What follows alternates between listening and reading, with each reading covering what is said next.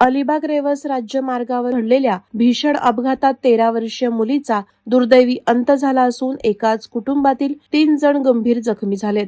हा अपघात कनकेश्वर फाटा ते चोंडी दरम्यान लायन्स हॉस्पिटल नजीक घडला. मिळालेल्या माहितीनुसार मुंबई कुलाबा येथील रहिवासी हेमंत गजानन कोळी वय 40 हे आपल्या कुटुंबासह होंडा डिओ स्कूटी क्रमांक MH06 CR 9040 वरून सायंकाळी 5:30च्या सुमारास रेवसच्या दिशेने जात होते. त्यांच्या स्कूटीवर पत्नी लता हेमंत कोळी वय 38, मुलगी हेतल कोळी वय 13 आणि लहान मुलगी कृती कोळी वय 5 वर्ष बसल्या होत्या.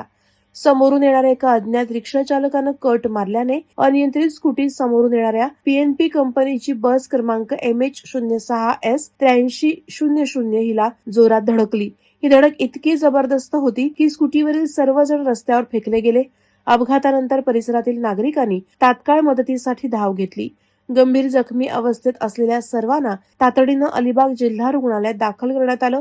मात्र उपचारापूर्वीच 13 वर्षीय हेतल कोळी हिचा अंत झाल्याचं डॉक्टरांनी घोषित केलं. दरम्यान अपघातास कारणीभूत ठरलेल्या अज्ञात रिक्षा चालकाचा शोध सुरू असून पुढील तपास अलिबाग पोलीस करत आहेत.